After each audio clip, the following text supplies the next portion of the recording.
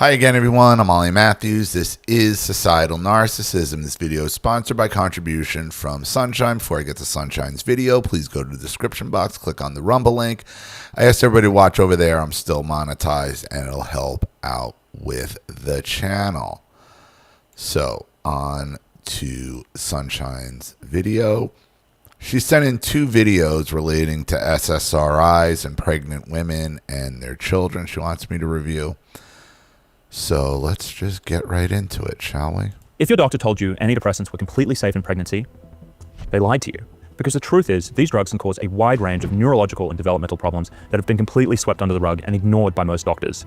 And so today in this video, we're going to be walking through what every future mother deserves to know about antidepressants, so they can make an informed decision that not only affects them, but also their baby. And for those of you who don't know me, my name is Dr. Joseph Wittering. I'm a board-certified psychiatrist, and I'm an expert in psychiatric drug side effects. I hope this helps.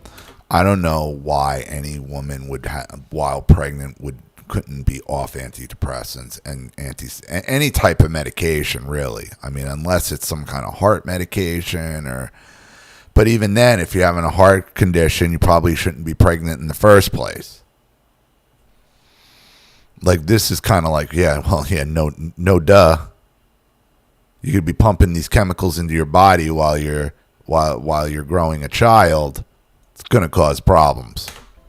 When I was in training, we would often put young women on psychiatric medications and never even mention the risks that would affect pregnancy. We'd simply say, hey, this drug might cause a bit of nausea, you might have a little bit of agitation after you start. And that was it, really. And on the rare occasion that a woman even asked about fertility or pregnancy, I'd often hear my attending say something like this. The current data shows these drugs are safe in pregnancy, essentially waving away any concern the mom might have. Typically, the woman would feel reassured and she'd take the medication, believing that she wasn't harming her fertility or the baby. I now know that was a lie, and it's actually one of the worst lies you can tell someone. And so it's time to come... The damage done to the medical community, like by stuff like this, but even more so, COVID.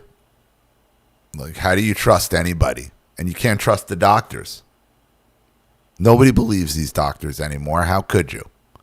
When they'll say anything, if the highest bidder tells them to. Come clean about what the data really show about the effects of antidepressants during pregnancy. And the truth is that all women deserve to know the truth about what these medications do with pregnancy, not just those who are planning to become pregnant. Because after all, nearly 50% of pregnancies are not planned. So let's dive into this topic. But before I do that, I just want to make a quick note about something. If you've already had a baby while taking an antidepressant, I don't want this to scare you. Many of my friends have, and they have beautiful, healthy children who are doing well. The truth is, the risks are real, but it's also hard to know how much it affects different kids. Some kids seem to be unaffected. How many friends do you have on antidepressants, though? That's the whole point. Like, all these people, multiple pregnant women that that were on antidepressants, that's a problem. Whether they think it affected them or it didn't. Why are all these women on antidepressants in the first place? While others may be more vulnerable. And so if this is your story, please don't blame yourself, because you were simply doing the best you could with the information that you had at the time. And so with that aside, let's talk a little bit about what we're going to cover in today's video. Firstly, we're going to talk about the visible brain changes in newborns and adolescents exposed to antidepressants in utero. We're going to look at the long-term behavioral effects that exposure causes in children. And we're also going to look at why doctors are still sweeping this issue under the rug. So let's start talking about how antidepressants interfere with early brain development. Now, from the 3rd week after conception, the baby's brain begins to fully form. And over the next 8 months, it grows from a speck to a fully formed human brain. During this time, the brain is building billions of neurons, forming and pruning synaptic connections, and laying the foundation for emotion, memory, and self-regulation. And guess what plays a critical role in all of this? Serotonin. It's not just a feel-good chemical, but a developmental signal that's going to tell neurons where to grow, when to connect, and how to shape the networks that govern emotion and cognition. And so when we artificially alter serotonin levels in the womb using SSRIs, we're not just treating maternal depression. We may be disrupting early brain development at the most sensitive time imaginable. And this is a risk with all psychiatric medications. Every single one of them can cross the placenta and enter the fetal bloodstream. And this is the core issue, because the claim that antidepressants and SSRIs are safe in pregnancy completely ignores what we know about serotonin's role in guiding brain development. So you wonder what these autism problems, these personality development problems are generated from. Let's go and have a look at some studies and see what they show. And the first one is a neurodevelopmental brain changer study by Jar et al., and that was done in 2016, and it looked at white matter. This study used high-resolution MRIs to scan the brains of newborns, and they looked at 3 main cohorts. The first cohort had 27 neonates who were exposed to SSRIs in all 3 trimesters of pregnancy. The next group had 54 kids whose mom had neither depression nor were exposed to SSRIs, and the final group was 41 neonates who were born to mothers who had depression but were not exposed to SSRIs. And these MRIs looked at the gross structure of the brains as well as the microstructure of the white matter, and what it found was shocking. shocking. It found widespread abnormalities in white matter microstructure. This is essentially the brain's wiring system. And these abnormalities were not found in the babies born to depressed mothers who were unmedicated. And so what this means is that the issue wasn't the depression of the mother itself causing these white matter abnormalities. It was actually drug exposure. And now why does this matter? Well, it matters because because most depression is caused by environment. It's not genetic. It's environmental. Matter allows for different parts of the brain to communicate with each other. And these things are important for attention, impulse control, learning, and executive functioning. And disruptions in white matter early in life can lead to behavioral and cognitive changes later that sometimes don't even show up until school age. Now, the next study that I want to talk about is the Generation R study that looked at longitudinal brain development over time. Now, in this study, they followed over 3,000 mother-child pairs from pregnancy through age 15. And the scientists compared 3 groups: those exposed to SSRIs in utero, those who had untreated depression, so unmedicated depression, and the kids also who were born to mothers who didn't have depression. And they then did MRIs at a few different ages. They did them at age 10 and then between ages 13 to 15. These MRIs measured the volume of gray and white matter structures in the brain, such as the subcortical structures like the amygdala and the hippocampus. And what they found was that children exposed to SSRIs in utero had reduced gray matter in the areas related to emotional regulation, memory, and stress response. And they had an enlarged amygdala, which is the part of the brain that processes emotional responses. And these differences were not found in the children of depressed but unmedicated mothers. And they found that these changes had persisted all the way into adolescence, essentially meaning the gray matter changes had still not normalized to what was being seen in the unmedicated children by age 15. And so the bottom line here is that SSRI exposure may not just cause short-term changes, but it can actually alter the developmental trajectory of the brain all the way into adolescence and potentially beyond. And just in case you're thinking these are... Yeah, you're reprogramming, because you're reprogramming the brain in utero. So it's going to alter the development throughout life. Isolated findings. They're not. I've shown you 2 of the most compelling studies, but I actually have 8 others from labs around the world that show structural and functional changes in developing brains exposed to SSRIs and the womb. When multiple research teams keep on finding the same thing, we need to stop pretending that this is just some coincidence. And so the evidence here is really consistent. It shows that SSRIs, when they're given to kids during pregnancy, are associated with measurable changes in the brain's structure and function, not just when they're little kids, but also continuing into adolescence and possibly beyond. And so with that in mind, let's talk about the next important study here. And this is a study by Zani and colleagues published in 2025. And this looked at behavioral and emotional changes seen in both animals and humans exposed to antidepressants during pregnancy. And so this study had 2 arms. They had one arm that looked at mice and another that looked at humans. And there were 100 mice in the mice arm, and they were given fluoxetine, or as it's commonly known, Prozac, or saline during a critical period of brain development that corresponds to roughly the 3rd trimester in humans. These mice were then subjected to behavioral testing in response to a predator odor. This predator odor was meant to be something that would stress them out, and they could look at their brains and see how their brain was interpreting this stressor. And to measure that, they used functional MRI and also immunochemistry. So I'm probably guessing it takes away their natural protective instinct, these drugs.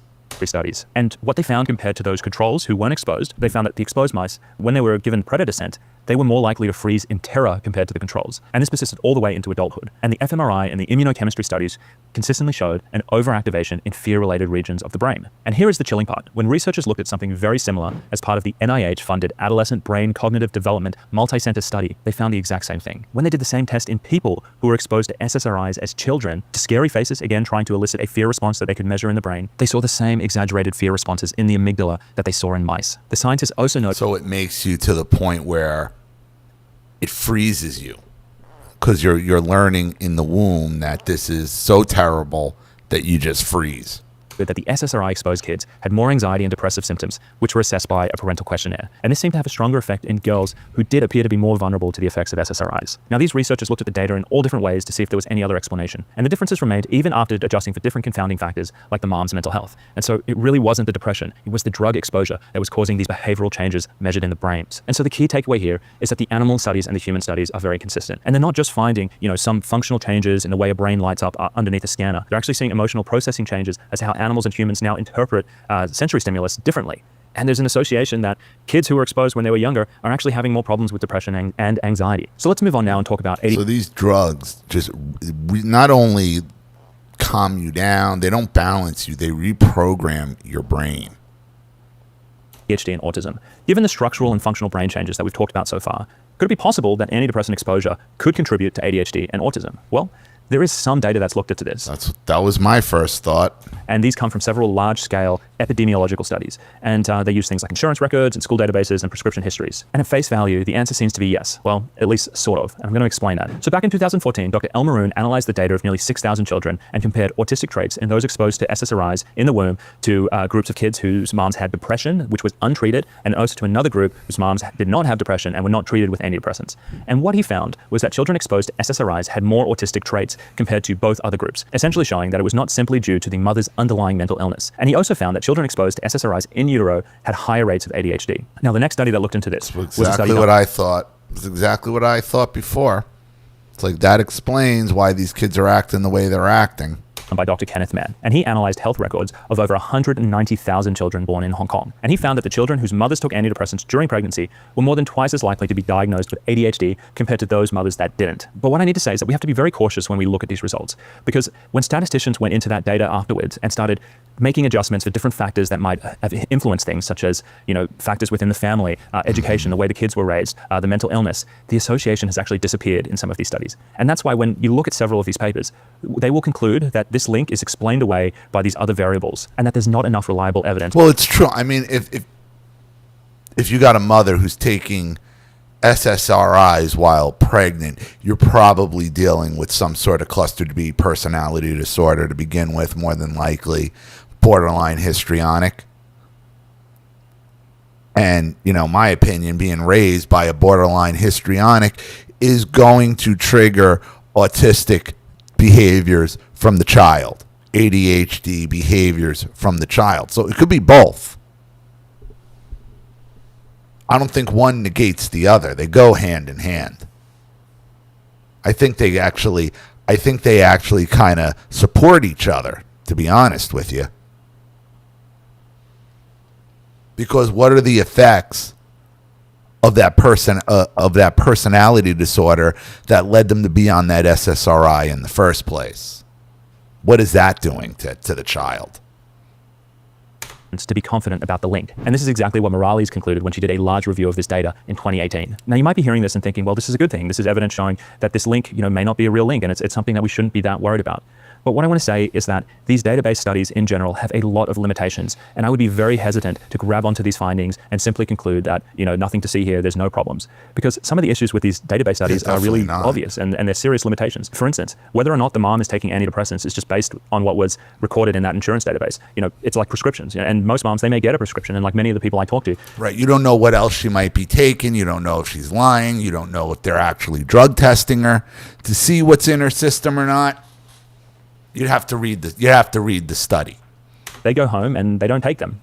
Or they take them for a few days and decide it's not for them. Right. But it is now recorded in that database that they are taking antidepressants when they're not. Right. And that is going to dilute the signal down. If you have a whole bunch of people who are supposedly taking antidepressants, based on the prescription data recorded in the insurance database, but the moms actually aren't, it's going to dilute that signal down. On top of that, the diagnoses like ADHD and autism are based on billing codes rather than in-depth assessments. And what I can tell you about a psychiatrist who has worked in these systems, sometimes people just use those billing codes to justify giving out medications. And so these aren't great assessments. And so these big epidemiological studies, they make a lot of statistical noise, and I don't really think they're reliable enough, their findings right now, to conclude that there is no link between antidepressants and behavioral problems like ADHD and autism. And the reason that I'm going into a lot of detail here about these database studies is because they are the number one reason why many doctors believe that these drugs are completely safe in pregnancy. I don't want to sound too cynical here, but it's not why. They're paid.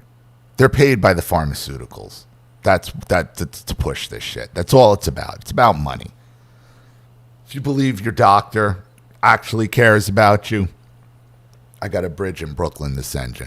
That's not all doctors, obviously, but by and large, they're driven by the pharmaceutical money. But if you follow my channel, I'm very critical of the pharmaceutical industry. And essentially, when the pharmaceutical industry finds a study or a group of studies that cast doubt on an association, they give it a platform. They will support the researchers who are doing that research. They will send them to conferences. They will, hand out their manuscripts to different doctors in the community. They will promote a certain side of the story that helps their drug, that kind of waves away concerns. And by promote, that means they pay for you to promote it. That's it. helps deal and helps lead to more sales. And this is why most doctors are telling their patients right now that there's no risk between these two things, because they're essentially just focusing on these database studies where the authors have said, well, these studies, they really can't show anything. They can't show this link, all the while ignoring all of the other evidence that we have about MRI brain changes and functional and behavioral changes from those other evidence sources that I've just talked to you about. And this obviously is clearly very misleading and has this commercial bias behind it. And so putting aside, the labels ADHD and autism, and let's just talk about like long-term brain changes that are going to lead to some behavioral differences in kids who are exposed to antidepressants long-term. Do I think this is likely? I do. I think it would be a miracle if this wasn't happening. I mean, of course, but try getting it peer reviewed and approved in a medical journal, because that's how it works. And they're all about to protect the status quo, because the status quo is what makes the money. After all, we've seen physical changes in the brain, and we've also seen these behavioral changes, when they're exposed to, scary faces and things like that. And I mean, if you're having physical changes in the brain, it just makes sense to me that you will grow up and have some sort of behavioral changes. And so that's it for today. If you feel like you learned something important that your doctor never shared with you, please consider giving this video a like and sharing it with someone else who you think may find it useful. If you like what I do here on the channel, please subscribe as well. And if you are thinking about coming off your medications, what I want to tell you is do not stop them suddenly. You have to taper slowly for it to be successful. And the next video is going to show you exactly how to do that. And there's a second video she sent, babies born addicted to SSRIs. This is from 13 days ago. So, pregnant women are warned about everything: unpasteurized cheese, deli meats, too much caffeine. But they're rarely warned about the one thing that they actually take every day that crosses the placenta and can cause a lot of problems in newborns, and that is SSRIs. And so in this video, we're going to be talking about what happens when these drugs are suddenly stopped at birth and why so few people are talking about it. Around 10% of pregnant women in the US are prescribed SSRIs. And while the baby is growing inside mom, their brain... 1 in 10 women who's pregnant are given SSRIs? That's insane. That's crazy. ...are adapting to the presence of this serotonin drug. Now, unless the mom tapers off these medications completely before birth, when that umbilical cord is cut, that baby is plunged into withdrawal. There is no gradual reduction, no tapering, just an abrupt stop. Now, for a brain that has adapted to being on this chemical for the last 9 months, this can cause all sorts of problems. Problems with their mood and arousal, temperature dysregulation, breathing problems, even feeding problems. And in case you're suspecting that, hey, maybe this is okay because if mom keeps taking the medication, it's going to be in the breast milk, the baby's going to be okay. Unfortunately, that's not the case. The amount of drug in the breast milk is substantially less than what the baby is getting when they are plugged into the mom essentially through the umbilical cord. And so even with breastfeeding, it still plunges the baby into withdrawal. Now, generally what you'll notice is that within a few hours to a few days of birth, baby can develop the following symptoms. They can develop tremors, jitteriness, irritability, high-pitched crying, sleep disturbances. Sometimes, even rarely, they can develop seizures. They have temperature dysregulation, sweating problems, even respiratory distress, such as rapid breathing or apnea, where they stop breathing. They can struggle to latch onto mom and feed afterwards, and they can experience things like vomiting and dehydration. Another serious concern is hypoglycemia, where they develop very low levels of blood sugar. And these... So 10% of the women who are pregnant, you're putting 10% of the children at risk of this.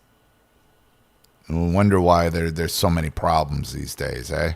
Symptoms are all really similar to what we see with withdrawals from other medications like opiates or even benzodiazepines. Now, how common is this? Well, it's actually really hard to measure, so it's hard to get data on exactly how many babies... Right, because you don't know why a baby might be jittery, might be colicky, might be in pain. They can't tell you.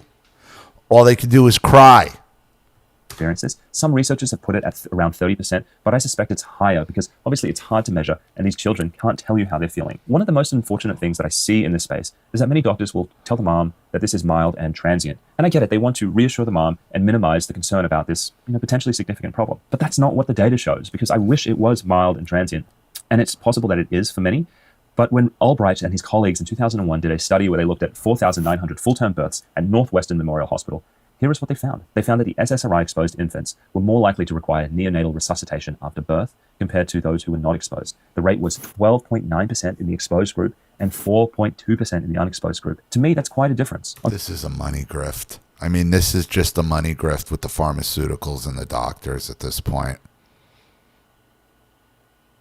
And they're just gambling. They're just gambling with newborn lives. On top of that, they found that there was a doubling in chance that the babies who were exposed to antidepressants got admitted to the neonatal intensive care unit. Ultimately, these authors concluded that these findings support a recommendation that third trimester SSRI exposure needs to be considered a risk for a baby needing resuscitation following birth. And one thing about this that really bothers me is that there appears to be an effort to minimize this particular side effect. It's a double standard because when moms are taking opiates or even benzodiazepines, a lot of doctors will tell them, hey, baby is exposed to this, the baby's going to go into withdrawal, and this could be serious.